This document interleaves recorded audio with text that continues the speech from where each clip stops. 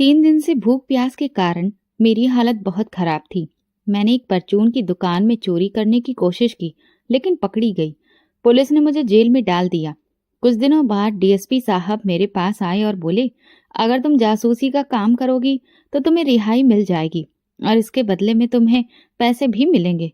उनकी बात सुनकर मैंने हामी भर दी। इसके बाद मुझे एक बड़े सियासी नेता के घर नौकरानी की हैसियत से जासूसी के लिए भेजा गया।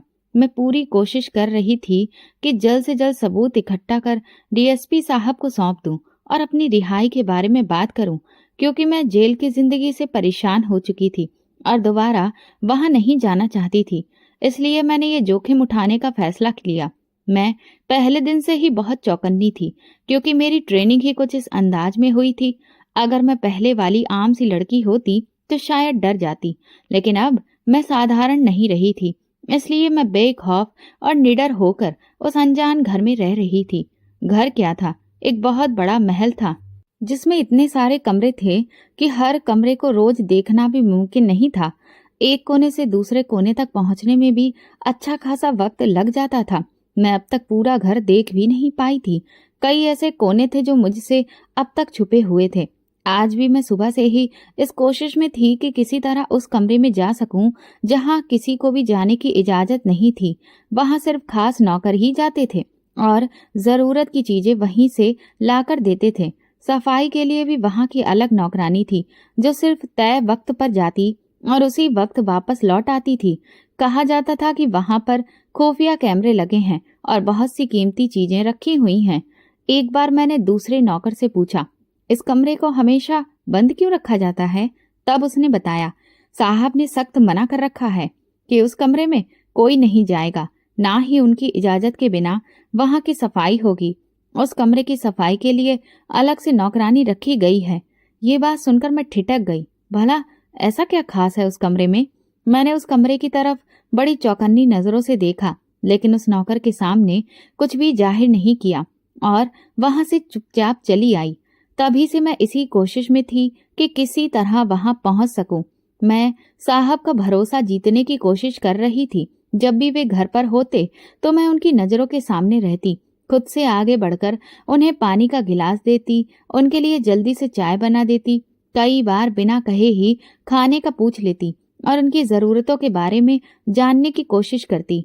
साहब को भी अब ये समझ आ चुका था कि मैं एक अच्छी नौकरानी हूँ जो अपने काम को ईमानदारी से कर रही है। इसीलिए वे अक्सर मुझे अपने कामों के लिए बुलाने लगे थे। निशा, इधर आओ, एक कप गरम गरम चाय ले आओ। और मैं तुरंत उनके आदेश पर हाजिर हो जाती। अब मैं उस घर के बहुत से राजों से वाकिफ हो चुकी थी, लेकिन मैं चौकन्नी बनी रही। रात को जब सर्वेंट क्वार्टर में जाती तो भी जाते जाते अपने आसपास की हर हलचल पर नजर रखती थी, क्योंकि मुझे उस सबूत की तलाश थी जिसके लिए मैं यहाँ भेजी गई थी। मैं जानती थी कि मैं ज्यादा दिन यहाँ नहीं टिक सकती। अगर किसी को मेरी सच्चाई का जरा भी अंदाजा हो जाता तो मेरे साथ कुछ भी बुरा हो सकता था। इसीलिए मैं हमेशा डर के साए में थी, लेकिन काम पूरा करने की जिद भी उतनी ही मजबूत थी। आज भी ऐसा ही एक दिन था, लेकिन आज घर में कुछ अलग सा माहौल था। सुबह से ही अजीब सी चहल पहल फैली हुई थी, क्योंकि आज घर में पार्टी थी। इसके लिए जोर शोर से तैयारियां की जा रही थीं। सब अपने अपने कामों में व्यस्त थे। मुझे भी कुछ काम सौंपे गए थे जिन्हें मैं अंजाम दे रही थी, लेकिन मेरी नजर हर उस गतिविधि पर टिकी हुई थी जो घर में चल रही थी। मैं देख रही थी कौन कहाँ से आ रहा है, कौन कहाँ जा रहा है। पार्टी का आयोजन लॉन में किया गया था, जिसे बहुत ही खूबसूरती से सजाया जा रहा था। ये दावत साहब के चुनाव में खड़े होने के सिलसिले में रखी गई थी। उन्हें सियासी तौर पर ज्यादा समर्थन चाहिए था और वोट बैंक भी तैयार करना था। इसलिए उन्होंने अपने कई राजनीतिक दोस्तों को इस पार्टी में बुलाया था, ताकि उनका समर्थन हासिल किया जा सके और भविष्य के लिए मजबूत गठजोड़ बनाया जा सके। शाम को जब सब कुछ तैयार हो चुका था, खाने के लिए जो कि बाहर से ऑर्डर किया गया था और केटरिंग वाले तो पहले से ही जा चुके थे, लॉन में बेहतरीन खाने की खुशबू फैलनी शुरू हो गई थी। अंदर बाहर नौकर भाग दौड़ कर रहे थे और खास मेहमानों को खास तरह की चीजें सर्व की जा रही थीं। औरतें रंग बिरंगी ड्रेसों में मौजूद थीं। किसी ने बस कमर तक की ड्रेस पहनी थी तो कोई इधर उधर से कटी हुई डिजाइन वाली ड्रेस पहने हुए थी और किसी ने स्लीवलेस ड्रेस पहनी थी। इस तरह के कपड़े मैंने पहली बार औरतों को पहने देखे थे तो मुझे बहुत ही अजीब सा लग रहा था, लेकिन मैं जानती थी कि हाई सोसाइटी में आजकल ऐसी ड्रेसेस सभी औरतें पहनती हैं। यही वजह थी कि मैंने पहली नजर डालने के बाद दूसरी नजर उन लोगों पर डालना गवारा नहीं किया। कुछ देर के बाद मैं वापस किचन में आ चुकी थी क्योंकि अब बाहर मेरा कोई भी काम नहीं था। इतनी देर में जिस नौकरानी को साहब के कमरे की सफाई करनी होती है वो किचन में आई और कहने लगी, मैं जरा बाहर लॉन में जा रही हूँ, साहब ने मुझे बुलाया है। ये कहकर वो तेजी से लॉन की तरफ चली गई। उसके जाने के बाद ही एकदम से मुझे कुछ अजीब सा महसूस हुआ तो मैंने सोचा कि मैं उसके कमरे में जाकर देखती हूँ, क्या पता वो कमरा खुला हो या फिर वहां चाबी लगी हो। और मेरी किस्मत अच्छी थी कि जल्दबाजी में वो नौकरानी वहां पर चाबी लगी हुई छोड़ गई थी। मैंने भी आओ देखा न ताओ झट से कमरे में घुस गई और दरवाजा बंद कर लिया। कमरा क्या था, एक पूरा आलीशान सुविधाओं से सजा सपनों जैसा घर था जहां पर हर चीज बहुत ही कायदे और सलीके से रखी गई थी और कमरे का इंटीरियर बहुत ही खूबसूरत था। कमरे को देखते हुए मेरी तो आंखें खुली की खुली ही रह गई थी और मैं एक पल के लिए कमरे की खूबसूरती में पूरी तरह से खो गई। वहां पर बहुत सारी अलमारियां भी थीं और कुछ लॉकर्स वगैरह भी लगे हुए थे। मैं अंदर से एक अलमारी की तरफ बढ़ी, उसे खोलकर देखा तो वहां पर साहब के कुछ कागजात वगैरह रखे हुए थे जिन्हें मैं उलट पलट कर देखने लगी। इतनी देर में मुझे कमरे के बाहर कुछ आवाज सुनाई दी। मैं घबरा कर गई और तेजी से अलमारी बंद करके कमरे में मौजूद बेड के नीचे छुप गई। मेरा ख्याल था कि शायद कोई नौकरानी ही आई होगी या फिर ऐसे ही कोई बाहर से गुजर रहा होगा, लेकिन ये देखकर तो मेरे पैरों तले जमीन निकल गई थी कि सामने साहब थे, जसवंत सिंघानिया, देश की सियासत का एक बहुत बड़ा नाम। वो उस वक्त कमरे में मौजूद थे और मैं बेबसी की तस्वीर बने हुए बेड के नीचे छुपी हुई थी। मुझे मौत अपनी आंखों के सामने नाचती हुई दिखाई दे रही थी और ऐसा लग रहा था कि अगर कुछ देर और गुजरी तो शायद मैं डर के मारे ही मर जाऊंगी। साहब कमरे में आ गए और उनके साथ 2-3 लोग और भी थे। वो लोग आपस में कुछ बातें करने लगे, लेकिन उनकी बातें सुनकर तो मैं दंग रह गई थी। मैं सोच भी नहीं सकती थी कि राजनीति में ये सब कुछ भी हो सकता है। सियासी फायदे के लिए इस तरह का काम भी किया जा सकता है। इतनी ही देर में मैं जैसे ही सिर नीचे रखकर खुद को शांत करने की कोशिश में लगी थी कि तभी मेरी नजर एक चीज पर पड़ी और मैं हैरत और डर के मारे वहीं पर अपना दम साध गई। मेरा नाम निशा है, मेरी उम्र 24 साल है। मैं छोटी सी थी जब मेरे माँ बाप का देहांत हो गया तो मेरे पापा के दोस्त मुझे अपने घर ले आए। मैं अंकल के साथ रहने लगी। मेरे माँ बाप की मैं इकलौती ही बेटी थी। यही वजह थी कि उनके मरने के बाद उनका जो घर था वो मुझे ही मिलना था। मैं तो सिर्फ 5 साल की थी, इसीलिए क्योंकि मैं बालिग नहीं थी तो अंकल ने मेरी जिम्मेदारी अपने सिर पर ले ली थी। मेरे ददिहाल में सिर्फ मेरी एक बुआ ही थी जो अपने घर में अच्छे खासे खाते पीते थे और एक अच्छी फैमिली से ताल्लुक भी रखते थे। लेकिन मेरी बुआ ने मेरी कोई भी जिम्मेदारी लेने से साफ इनकार कर दिया। इसलिए फिर अंकल मुझे अपने घर ले आए थे। लेकिन जब मैं उनके घर आई तो अंकल की पत्नी आंटी ने मुझे देखकर बहुत ही बुरा मुंह बनाया था और कई दिनों तक वो अंकल से लड़ाई झगड़ा भी करती रहीं। उन्हें इसी बात का गुस्सा था कि बिना बात अंकल ने मेरी जिम्मेदारी अपने सिर पर क्यों ले ली और क्यों अपने घर लेकर चले आए। इसी वजह से वो रोज ही अंकल के साथ बहस करती थी और वो मुझे भी कहती थी कि तुम यहाँ से चली जाओ, तुम्हारे अंकल तो बेवकूफ हैं जो तुम्हें यहाँ पर लेकर आ गए हैं, तुम्हें तो अपने घर में रहना चाहिए। और मैं आंटी की बात सुनती और खामोश हो जाती। मुझे समझ में ही नहीं आता था कि मैं क्या करूं, कहाँ जाऊं। यही वजह थी कि मैं अब चुपचाप अपने आप में गुम होती चली गई। अंकल को तो कुछ भी समझ में नहीं आया। उन्होंने मेरे घर को किराए पर दे दिया और वहां से अच्छा खासा पैसा किराए की किस्त में आने लगा था। आंटी को हालांकि ये सब कुछ पता था कि वहां से किराया आता है, लेकिन फिर भी वो मुझे किसी भी तरह से पसंद नहीं करती थी। वो बार बार मुझे ताने देती थी क्योंकि मैं अपने हक के लिए आवाज नहीं उठा सकती थी। मैं एक कम उम्र लड़की थी और वैसे भी आंटी की बातें सुन सुनकर मैं बहुत ज्यादा परेशान रहने लगी थी।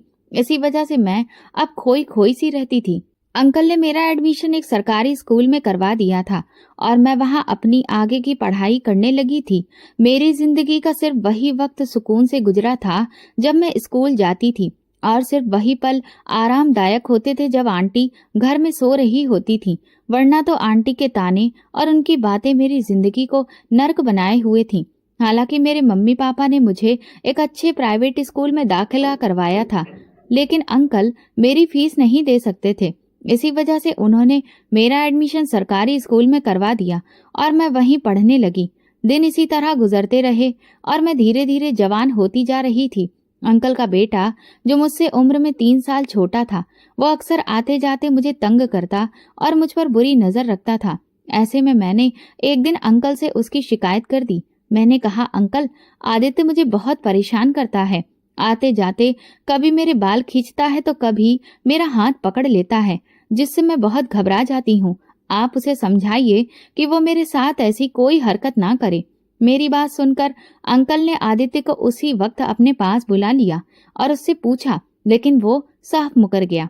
आंटी ने भी सारी बातें सुनी, फिर उल्टा मुझे ही डांटने लगी और कहने लगी, तू है ही चालाक किस्म की। तू चाहती है कि आदित्य तुझ पर नजर रखे और फिर तू उसे अपनी अदाओं के जाल में फंसाकर इस घर की इकलौती बहू बन जाए। लेकिन मैं ऐसा हरगिज नहीं होने दूंगी।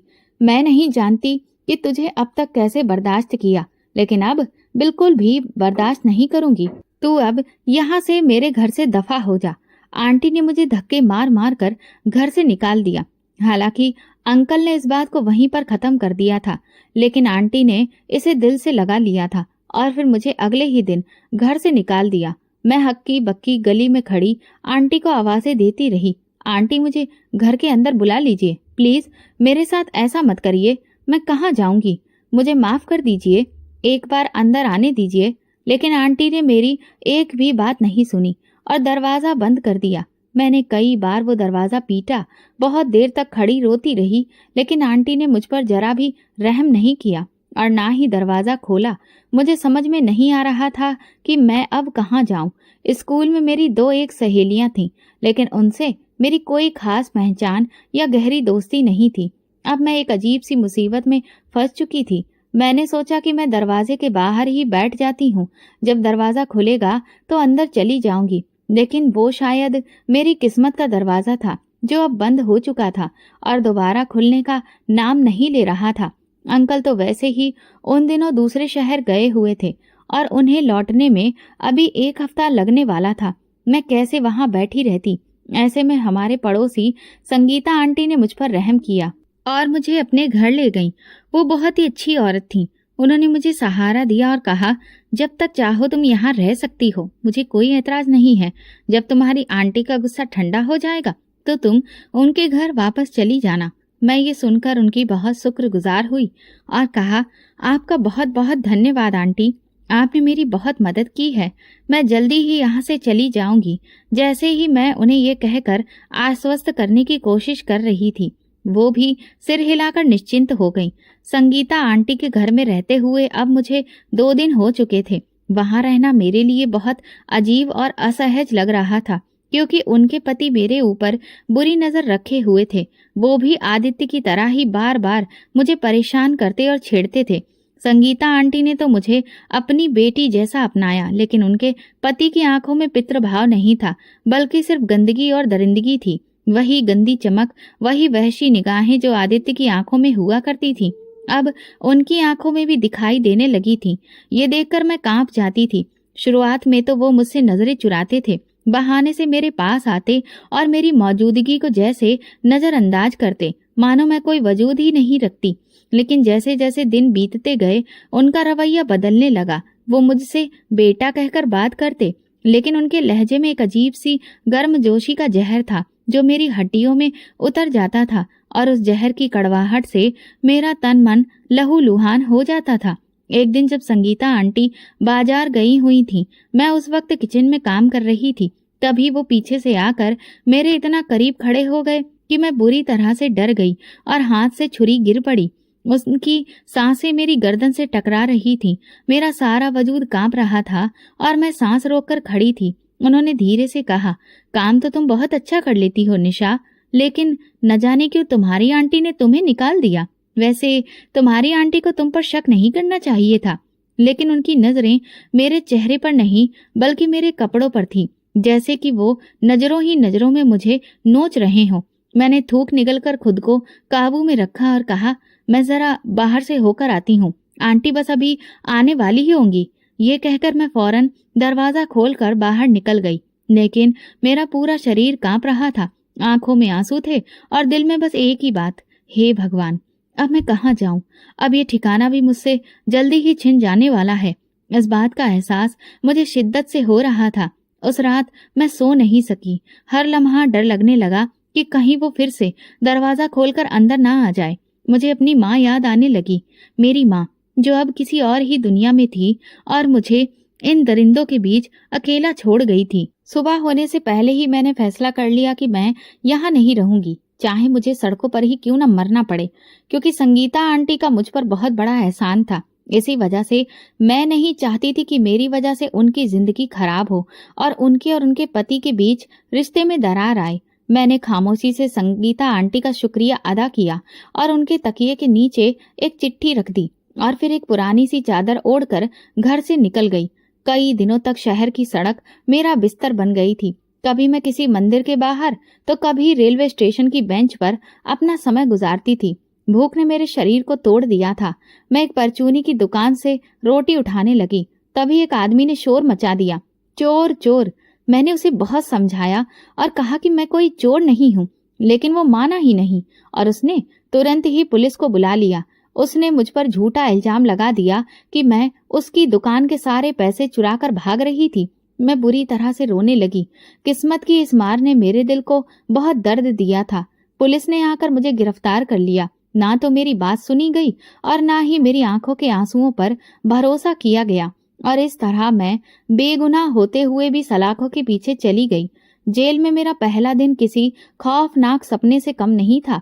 औरतों की चीखें, गालियों की बारिश और मर्द पुलिस वालों की गंदी नजरें, सब कुछ एक खौफनाक हकीकत की शक्ल ले चुका था। मैं खामोश रहकर दीवार से टेक लगाकर बैठी रही और सिर्फ प्रार्थना करती रही, हे भगवान, किसी भी तरह से मुझे बचा लो, कोई तो रास्ता निकाल दो, मुझ पर कुछ तो रहम खाओ, कुछ तो मेरी जिंदगी को बेहतर करो। एक दिन जेल का दरवाजा खुला और अंदर डीएसपी संजय जायसवाल दाखिल हुआ। ठीक ठाक उम्र का आदमी, सलीके से बने हुए बाल और चेहरे पर जहरीली मुस्कान। तुम निशा हो? मैंने हाँ में सिर हिलाया। सुनने में आया है कि तुम बहुत समझदार हो। एक काम है, थोड़ा खतरनाक है, लेकिन इसका इनाम भी बहुत बड़ा है। मैंने चौंक कर उनकी तरफ देखने लगी। कैसा काम? वो हंसने लगे। जासूसी का काम है। हमें तुम्हारे जैसे बेसहारा लोग ही चाहिए होते हैं। अगर तुम चाहो तो बाहर आ सकती हो। इसके बदले में तुम्हें पैसे भी मिलेंगे, लेकिन शर्त यह है कि काम पूरा करना होगा। मेरे सामने अब दो रास्ते थे, या तो जेल की सलाखों के पीछे जिंदगी गुजारूं या फिर नई जिंदगी के बदले खतरे को गले लगा लूं। मैंने धीरे से कहा, ठीक है, मैं कर लूंगी, लेकिन बदले में मुझे जेल से रिहाई चाहिए। और फिर इस तरह से हम दोनों के बीच डील हो गई। कुछ दिनों की ट्रेनिंग के बाद मुझे एक नया पहचान पत्र मिला, जिसमें झूठा नाम और झूठी कहानी थी, और मुझे एक महल जैसे घर में नौकरानी बनाकर भेज दिया गया। ये घर था जसवंत सिंघानिया का, जो देश की सियासत का एक बहुत बड़ा नाम था। वही इंसान जिसे मैं अब तक सिर्फ खबरों में देखा करती थी। जब मैं पहली बार उस घर में दाखिल हुई तो मेरी सांसें थम गईं। दीवारों पर महंगी पेंटिंग्स, गार्डन में राजहंस के जोड़ों के खूबसूरत पुतले और अंदर आने वाले मेहमानों की चमचमाती गाड़ियां। ये कोई साधारण घर नहीं था, बल्कि ताकत, दौलत और साजिशों का एक बड़ा किला था। लेकिन मुझे यहाँ एक काम के लिए भेजा गया था। मैं एक जासूस थी और मेरा काम छिपे हुए राजों को खोलना था। जसवंत का घर मेरी सोच से भी ज्यादा बड़ा निकला। ऊंची दीवारें, लोहे का भारी गेट और गेट के ऊपर लगे कैमरे जैसे हर वक्त मेरी निगरानी कर रहे हों। एक लम्हे को तो दिल चाहा कि वापस लौट जाऊं, क्योंकि मुझे ऐसा लग रहा था कि जैसे मैं खुद ही अपनी मौत को दावत दे रही हूं। लेकिन फिर खुद को याद दिलाया, निशा, अब पीछे हटने का तुम्हारे पास कोई रास्ता नहीं है। जब मैंने अंदर कदम रखा तो ऐसा महसूस हुआ जैसे किसी फिल्म के सेट पर आ गई हूँ। हर तरफ खुशबू बिखरी हुई थी, संगमरमर के फर्श पर ऐसी चमक थी कि आईना भी शर्मा जाए। सफेद यूनिफॉर्म पहने हुए नौकर इधर उधर दौड़ रहे थे, जैसे किसी राजसी खानदान की सेवा में लगे हों। मेरा स्वागत एक उम्र दराज नौकरानी मंजू देवी ने किया था। तुम नई हो, यहाँ किचन, लॉन और मेहमानों के कमरों की सफाई तुम्हारी जिम्मेदारी होगी। यहाँ ज्यादा बोलना नहीं और हर वक्त बस पीछे ही रहना। साहब को सवाल करने वाले नौकर पसंद नहीं हैं। मैंने खामोशी से सिर हिलाया और फिर सिर झुकाकर उनके पीछे चल पड़ी, लेकिन दिल में बस एक ही बात गूंज रही थी, मैं यहाँ जासूसी करने आई हूँ, सफाई करने के लिए नहीं। पहला दिन तो सुकून से गुजर गया। जसवंत सिंघानिया को मैंने सिर्फ एक झलक में देखा था। वो सीढ़ियों से उतरते हुए फोन पर बात कर रहे थे। उनके कपड़े बहुत महंगे थे, चेहरा सुकून से भरा, लेकिन आंखों में वही भ्रम की चमक थी जो अक्सर दो चेहरे रखने वाले लोगों की आंखों में होती है। एक लम्हे को मैं रुककर उन्हें देखने लगी, फिर वो फोन पर बात करते हुए आगे बढ़ गए। दिल में एक अजीब सा डर जरूर था, लेकिन फिर मैं खुद को संभाल कर सफाई में लग गई। अगले दिन पहले दिन की तरह ही शुरू हुआ। मैंने सोचा कि अगर जसवंत सिंघानिया जैसे आदमी के कमरे तक पहुंचना है तो सबसे पहले उसका भरोसा जीतना होगा। इसीलिए हर लम्हा खुद को वफादार, कर्तव्यनिष्ठ और ईमानदार नौकरानी के तौर पर पेश किया। जब भी वो पानी मांगता मैं तुरंत ही लेकर आ जाती। चाय की खुशबू फैलती तो मैं उनके दरवाजे पर मौजूद होती। निशा, उन्होंने पहली बार मेरा नाम लेकर पुकारा था। एक कप चाय ले आओ, और मैं उनका हुक्म बजाते हुए सर झुकाकर थोड़ी ही देर बाद चाय ले आई थी। कुछ दिन गुजरे और मुझे लगा कि मेरा लक्ष्य धीरे धीरे मेरे करीब आ रहा है। घर के खास नौकर भी अब मुझ पर भरोसा करने लगे थे और छोटी मोटी बातें भी मुझे बताने लगे थे। मंजू आंटी एक दिन बोली, साहब का एक खास कमरा है नीचे बेसमेंट में, वहां कोई भी नहीं जा सकता, बस सफाई के लिए एक खास लड़की जाती है, और वो भी अपने तय किए हुए वक्त पर। मैंने हैरानी से पूछा, वो कमरा कैसा है? मंजू आंटी ने मेरे चेहरे की तरफ देखा और आवाज धीमी करके बोली, बस तुम ये समझ लो कि वहां पर राज छुपे हैं जिनके बारे में जानने की इजाजत किसी को नहीं है। यही वो लम्हा था जब मेरे अंदर का जासूस जाग उठा। यही वो जगह थी जहां मेरे सवालों के जवाब छुपे थे। अब मेरी तमाम कोशिशें उसी कमरे के आसपास घूमने लगी थी। मैं खुद को कमरे के करीब ले जाने वाले हर कदम पर नजर रखने लगी थी। उस नौकरानी का व्यवहार, उसके कमरे में जाने का वक्त, उसके हाथों में लटकती हुई चाबी, सब कुछ मेरे दिल और दिमाग पर छप जाने लगा था। फिर वो दिन आ गया जब घर में बड़ी पार्टी थी। जसवंत सिंघानिया के सियासी मेहमान आने वाले थे। हर तरफ हलचल मची हुई थी। नाचना, गाना, सजावट, खुशबुएं, हंसते मुस्कुराते, कह कहे लगाते लोग। मैंने खुद को किचन के काम में व्यस्त दिखाया, लेकिन दिल और आंखें उसी खास नौकरानी पर थीं। मैं जा रही हूँ, साहब ने मुझे बुलाया है। वो जल्दबाजी में थी। किचन से गुजरते हुए उसने जैसे ही चाबी निकाली और काउंटर पर रख दी, शायद जल्दबाजी में भूल गई। मेरी सांसें रुक गईं। यही मौका है। मैंने तुरंत चाबी उठाई और कमरे की तरफ बढ़ गई जहां इस पूरे घर का सबसे अंधेरे राज छुपा था। चाबी जैसे ही मेरे हाथ में आई, मेरी उंगलियां पसीने से भीग गईं। ऐसा लग रहा था कि जैसे पूरे शरीर पर किसी ने बर्फ की सिल्लियां रख दी हों और कदमों पर वजन बढ़ गया हो। लेकिन मेरा जहन, मेरी सोच, सब कुछ उस एक लम्हे पर नजर टिकाए हुए था। आज या फिर कभी नहीं। सारे नौकर अपनी अपनी दौड़ में लगे हुए थे। हॉल की रोशनियों, गाना बजाना, हंसी मजाक और लोगों के शोर में कोई मेरी गैर मौजूदगी महसूस नहीं कर सकता था। मैंने जल्दी से वो चाबी अपने दुपट्टे में छुपाई और सीढ़ियां उतरती हुई बेसमेंट की तरफ बढ़ने लगी। बेसमेंट के अंधेरे और सन्नाटे से भरे रास्ते को चीरती हुई मैं हर कदम आगे बढ़ा रही थी। मेरा दिल तेजी से धड़क रहा था और डर के मारे पसीना पसीना हो रही थी। मैं धीरे धीरे उस दरवाजे के पास पहुंची जिसके बारे में मंजू आंटी ने कहा था कि ये सबसे खास कमरा है। सांसें तेज हो चुकी थीं। मैंने चाबी हाथ में ली, दरवाजे में लगाई और एक हल्की सी क्लिक की आवाज आई और तभी दरवाजा खुल गया। एक लम्हे के लिए मेरी सांस रुक गई। दरवाजे के अंदर कदम रखते ही खुद ब खुद रोशनी जल उठी, जैसे ये कमरा मेरे ही आने का इंतजार कर रहा हो। ये कमरा नहीं, पूरी दुनिया थी। किताबों से लेकर फाइलें, वीडियो स्क्रीन्स, सीसीटीवी फुटेज, बंद अलमारियां और लॉकर्स। दीवारों पर कुछ खास तरह के नक्शे लगे थे, लाल रंग के निशान के साथ जगह जगह मार्क किए गए थे। कमरे के एक तरफ 2 स्टील की अलमारियां थीं जिन पर ताले लगे थे, लेकिन एक अलमारी खुली हुई थी। मैं अचानक से उसकी तरफ बढ़ी। अलमारी खोली तो उसमें फाइलें थीं। उन फाइलों में तस्वीरें, फोन नंबर, कई जगहों की लोकेशंस और एक नाम सबसे ऊपर माधुरी लिखा हुआ था। साथ में एक जवान लड़की की तस्वीर थी, गुलाबी रंग की ड्रेस में मुस्कुराती हुई।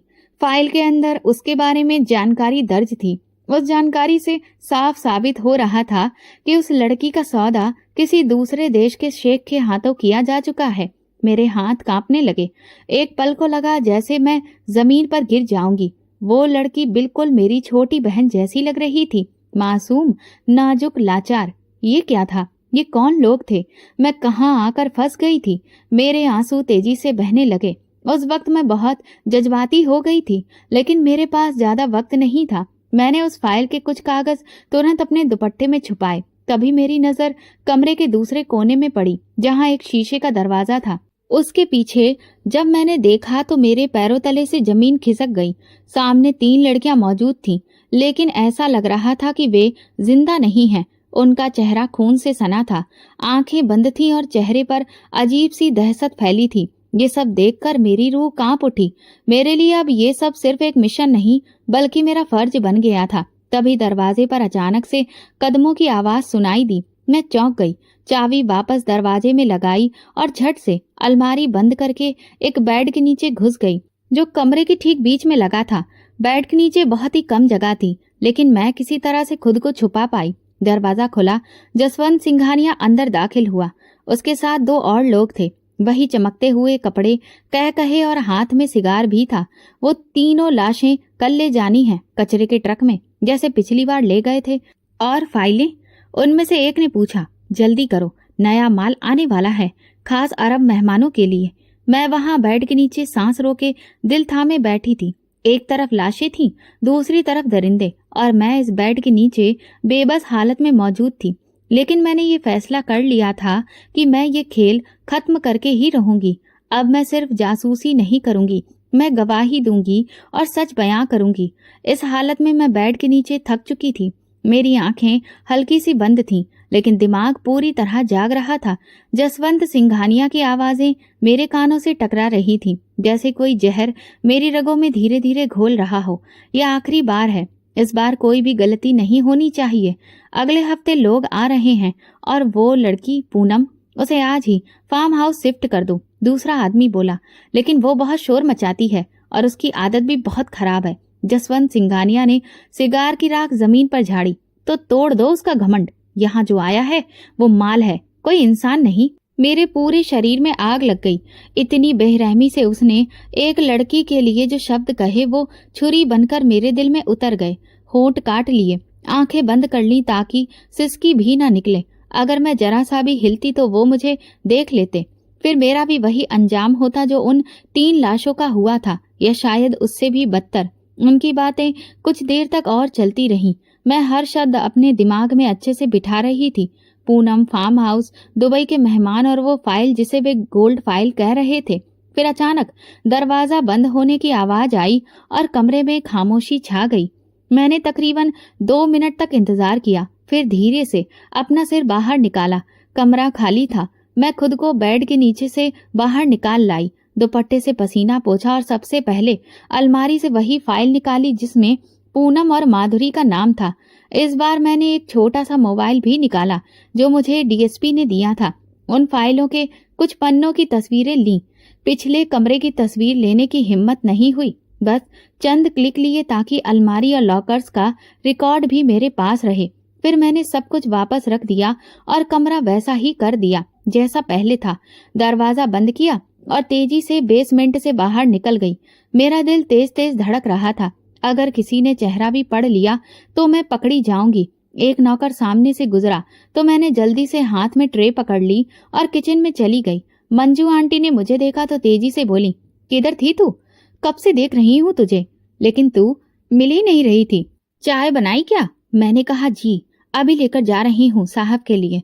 चाय का कप लेकर मैं दोबारा हॉल की तरफ गई, जैसे कुछ हुआ ही ना हो, लेकिन अंदर से मैं किसी भूकंप की तरह हिल चुकी थी। रात को अपने कमरे में आने के बाद मैंने वो मोबाइल सबसे पहले एक सुरक्षित जगह पर छुपाया।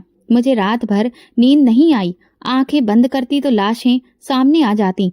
वे 3 चेहरे जिन्हें जिंदगी ने शायद हंसने की मोहलत भी नहीं दी थी, लेकिन मरने के बाद भी सुकून नहीं मिला।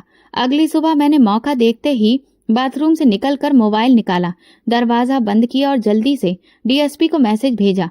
सबूत मिल गया है, कमरा बेसमेंट में है, फाइल, लाशें, सब कुछ है, अब मुझे यहाँ से निकालो।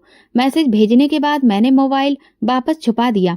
अब मुझे सिर्फ इंतजार था, लेकिन ये इंतजार आसान नहीं था। हर लम्हा ऐसा लग रहा था जैसे जसवंत सिंघानिया के कदमों की आवाज मेरे करीब आ रही हो। हर पल खतरे की घंटी की तरह महसूस हो रहा था। खौफ से मेरी हालत बहुत बुरी थी और ऐसा लग रहा था कि जैसे मैं कभी भी पकड़ी जाऊंगी। 2 दिन गुजर गए और डीएसपी का कोई जवाब नहीं आया। मेरे मन में अब तरह तरह के ख्याल और शक पैदा होने लगे।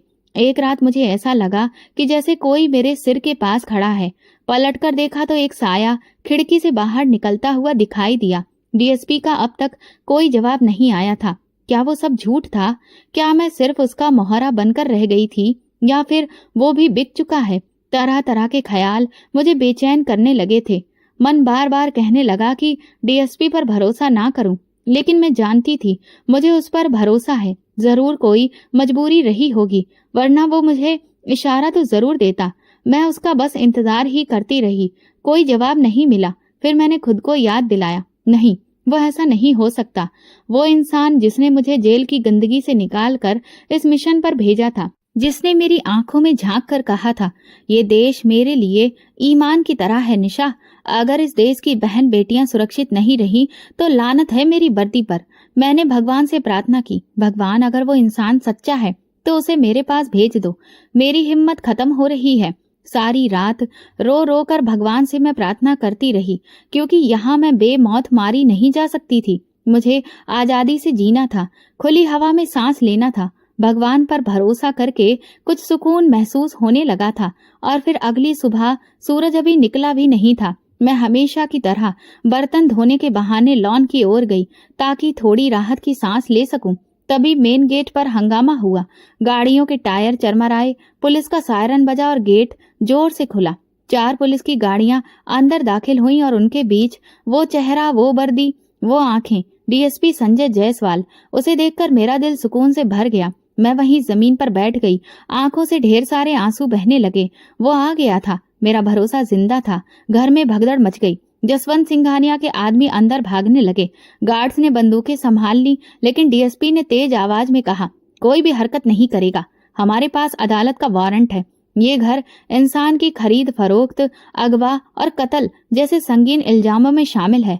जसवंत सिंघानिया सफेद कोट पैंट में अंदर से निकला और गुस्से से बोला, तुम्हें पता है तुम किससे बात कर रहे हो? मैं तुम्हारी वर्दी छीन लूंगा।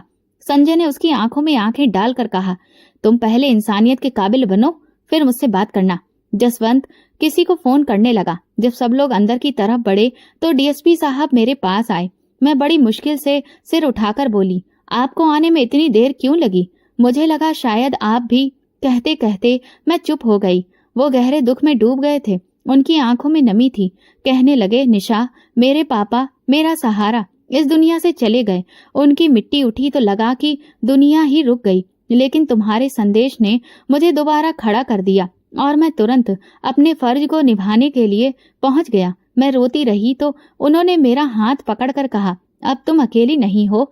अब तुम सिर्फ एक जासूस नहीं, बल्कि मेरी टीम का हिस्सा हो। तुमने वो काम किया है जिसकी तलाश में मैं कई सालों से था, और आज मेरी मेहनत सफल हो गई। मैं उनकी ये बात सुनकर बहुत खुश हो गई।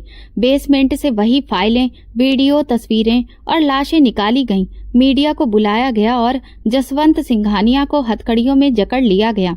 किसी ने सोचा भी नहीं था कि जो आदमी रोज टीवी पर देश की सियासत और बागडोर को कैसे चलाना है, इस बात पर बात करता है, वही दरिंदा उनकी बेटियों को खरीदने और बेचने का ठेकेदार निकलेगा।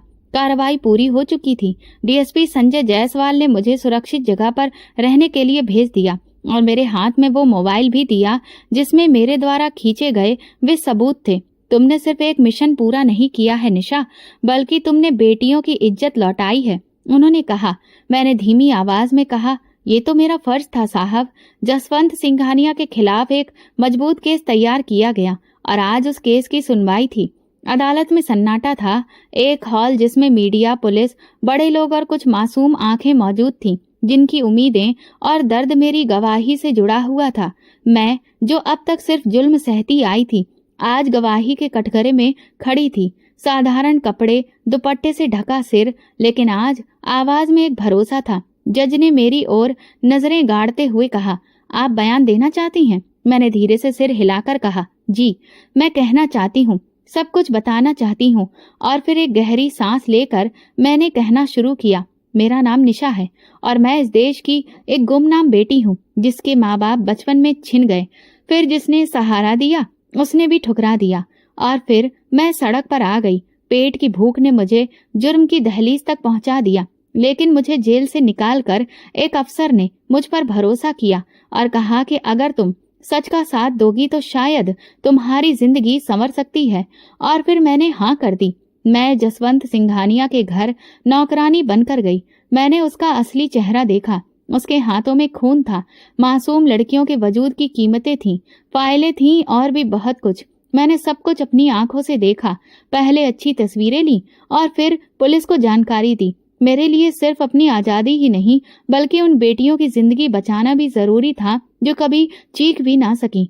अदालत में जैसे सन्नाटा उतर आया। मेरी आवाज में कंपन था, लेकिन मेरी बात फौलाद जैसी थी। मैं आज सिर्फ अपनी नहीं, माधुरी और पूनम और उन सभी की तरफ से गवाही दे रही हूँ, जिनकी अर्थी उठी, लेकिन जिन्हें इंसाफ नहीं मिला। मैं मानती हूँ कि मैं एक चोर थी, एक मुजरिम, लेकिन अगर सच के लिए चोरी करना पड़ी, इंसानियत बचाने के लिए झूठ बोलना पड़े, तो मैं हर वो जुर्म कबूल करती हूँ। डीएसपी संजय जायसवाल जो खामोशी से सुन रहे थे, उन्होंने एक फाइल पेश की जिसमें सबूत, तस्वीरें, वीडियो, डीएनए रिपोर्ट, पैसों का ट्रांजैक्शन, हर चीज अदालत के रिकॉर्ड में शामिल हो गई। जसवंत सिंघानिया का वकील हक्का बक्का रह गया। अदालत ने भी फैसला सुनाने में देर नहीं की। अदालत ने मुलजिम जसवंत सिंघानिया को इंसानों की गैर कानूनी खरीद फरोख्त, कम उम्र लड़कियों को अगवा करना, उनका कत्ल करना और अपने पद का नाजायज फायदा उठाने के जुर्म में मौत की सजा सुनाती है। अदालत में मौजूद हर इंसान के चेहरे पर एक सुकून की परछाई फैल गई। मुझे भी आजाद कर दिया गया। कुछ महीने गुजर गए थे। जसवंत सिंघानिया अतीत का एक काला धब्बा बन चुका था। मुझे अदालत ने बेगुनाह करार दिया और सरकार की तरफ से सम्मान और पुरस्कार भी दिया गया। कई सारे एनजीओज ने मुझे महिलाओं की भलाई के लिए काम करने के उपलक्ष्य में पेशकश की, लेकिन मैंने डीएसपी संजय जायसवाल की दी हुई जिंदगी को चुना। उन्होंने सबसे पहले मुझसे कहा कि मुझे अब अपनी पढ़ाई पर ध्यान देना चाहिए, और इसीलिए उन्होंने मेरी पढ़ाई पूरी करवाई। पढ़ाई पूरी होते ही उनके कहने पर ही मैं अफसर के पद की तैयारी में लग गई। दिन रात मेहनत की। उनके बताए रास्ते और हिम्मत देने की वजह से मैंने जी तोड़ मेहनत की, और उस मेहनत का नतीजा ये निकला कि मैं एसपी के पद के लिए चुन ली गई। वो दिन मेरी जिंदगी का सबसे खुशहाल दिन था। डीएसपी साहब को भी मुझ पर गर्व था कि मैंने वो करके दिखाया जिसके बारे में कोई सपने में भी नहीं सोच सकता था। लेकिन इसका पूरा श्रेय डीएसपी साहब को ही जाता है। अगर वो मेरी जिंदगी में नहीं आते तो मैं शायद किसी कचरे के ढेर पर पड़ी होती और तड़प तड़प कर मर चुकी होती। अपने पद को संभालने के बाद और डीएसपी साहब से आशीर्वाद लेने के बाद मैं जनता की भलाई के काम के लिए जोर शोर से लग गई थी। एक दिन शाम को जब मैं गाड़ी से अपने घर वापस लौट रही थी तो अचानक रास्ते में एक बूढ़े भिखारी पर मेरी नजर पड़ी। मैंने तुरंत गाड़ी रुकवाई। मुझे वो चेहरा बहुत जाना पहचाना सा लगा। मैं तुरंत गाड़ी से नीचे उतरी और उस भिखारी के पास पहुंची। देखा कि उसके बगल में एक औरत भी लेटी हुई थी जो बहुत ज्यादा कमजोर और बीमार लग रही थी। थोड़ा ज्यादा करीब पहुंचने पर मुझे ये समझ आ गया कि ये कौन है। दरअसल वो मेरे पापा के दोस्त थे, वही अंकल जिन्होंने मुझे मेरे माँ बाप के इस दुनिया से चले जाने के बाद सहारा दिया था, और बगल में उनकी पत्नी लेटी हुई थी। पहले तो उन लोगों ने मुझे पहचाना ही नहीं, लेकिन जब मैंने उन्हें सब कुछ याद दिलाया तो उनकी आंखों में खुशी के आंसू आ गए। उन्हें तो यकीन ही नहीं हो रहा था कि मैं आज इतने बड़े मुकाम पर पहुंच चुकी हूँ। मुझे पहचानते ही आंटी ने शर्मिंदगी से अपना सर झुका लिया और हाथ जोड़कर माफी मांगने लगी। कहने लगी, निशा बेटी, मुझे माफ कर दो। मैंने तुम पर बहुत जुल्म किया, तुम पर जरा सा भी तरस नहीं खाया और तुम्हें धक्के देकर घर से बाहर निकाल दिया। शायद मेरे उन्हीं बुरे कर्मों की आज भगवान मुझे ये सजा दे रहा है कि मैं खुद दर दर की ठोकरें खा रही हूँ। जिस घर से मैंने तुम्हें धक्का देकर निकाला था, उसी घर से मुझे भी धक्का देकर निकाल दिया गया। ये कहकर वो फूट फूट कर रोने लगी। कहने लगी, मैं तुमसे माफी की भीख मांगती हूँ, तुम मुझे माफ कर दो। हो सकता है तुम्हारे माफ कर देने पर भगवान हम पर कुछ तरस खा जाए और हमारे दुखों को कम कर दे। मैंने उनके आंसू पोंछे और उनसे कहा, आप ये सब मत कीजिए, बल्कि मुझे ये बताइए कि आज आप इन हालात में कैसे हैं। अंकल ने कहा कि उन्होंने अपने बेटे की धूमधाम से शादी की, लेकिन शादी के बाद बेटा पूरी तरह से बदल गया। वो सिर्फ अपनी पत्नी के कहने में ही चलने लगा और फिर एक दिन उसकी पत्नी के कहने पर ही धोखे से घर अपने नाम भी करवा लिया और हम दोनों बूढ़े बुजुर्गों को घर से धक्का देकर निकाल दिया। हमने उसे बहुत समझाया। अंकल बोले, लेकिन हमारे समझाने का उस पर कोई असर नहीं हुआ, क्योंकि उसकी पत्नी ने उसे हमारे खिलाफ बुरी तरह भर दिया था कि हम लोग सिर्फ उससे फायदा उठाने की कोशिश कर रहे हैं, उससे नौकरों की तरह काम करवाते हैं और उसकी कमाई खा रहे हैं। मैं जब ये सब सुन रही थी तो मुझे बहुत गुस्सा आया। आदित्य बचपन में कैसा था ये तो मैं पहले से ही जानती थी। मैंने आंटी से कहा, मैं जो कहने जा रही हूँ उसे सुनकर शायद आपको बुरा लगे, लेकिन सच्चाई ये है कि हम बच्चों को जैसी परवरिश देते हैं, बच्चे बिल्कुल वैसे ही बनते हैं। बचपन में भी जब मैंने एक दिन अपनी सच्चाई आपके सामने रखी थी तो आपने मुझ पर विश्वास नहीं किया था, और आज आपके साथ भी वही हो रहा है। ये सुनकर आंटी कहने लगी, तुम ठीक कहती हो बेटी, मेरी ही परवरिश का ये नतीजा है कि आज मैं अपने पति के साथ इस सड़क पर इस दशा में बैठी हूँ। मैंने उनका हाथ पकड़कर उठाया और उनसे कहा, लेकिन जो मेरे साथ हुआ था वो मैं आपके साथ नहीं होने दूंगी। वो लोग मुझे हैरत से देखने लगे। मैंने उनसे कहा, आप मेरे साथ चलिए तो सही। फिर मैं उन्हें लेकर कई सालों बाद उसी मोहल्ले में पहुंची जहां से एक दिन मुझे धक्के देकर निकाला गया था। जैसे ही आदित्य ने दरवाजा खोला और मुझे पहचाना तो वो बुरी तरह से दंग रह गया और घबरा गया। मैंने आदित्य को पूरी बात शुरू से बताई और साथ ही साथ कानून का डर भी दिखाया। उससे कहा, अगर तुमने अपने माँ बाप के साथ किसी भी तरह की बदसलूकी की या उनका अधिकार छीना तो कानून तुम्हें कड़ी से कड़ी सजा देगा। ये सुनकर ना सिर्फ वो बल्कि उसकी पत्नी भी डर गई और दोनों अपने माँ बाप के पैरों में गिरकर माफी मांगने लगे। उन्होंने ये वादा भी किया कि अब वो दोबारा ऐसी गलती नहीं दोहराएंगे। मैंने अंकल को अपना मोबाइल नंबर दिया और कहा, अगर कभी भी आपको कोई भी तकलीफ हो तो आप मुझे तुरंत फोन कर लीजिएगा। आदित्य मुझे देखकर बार बार अपनी नजरें झुका रहा था, लेकिन मैंने उससे ज्यादा कुछ नहीं कहा। अंकल आंटी मुझे आशीर्वाद देते नहीं थक रहे थे। उन्हें आज उनका अधिकार दिलाकर मुझे बहुत खुशी मिल रही थी, क्योंकि सर से छत छिन जाने पर कैसा महसूस होता है ये मैं बहुत अच्छे से समझती हूँ। उनके घर से बाहर निकली तो अचानक मेरी नजर संगीता आंटी के घर पर पड़ी।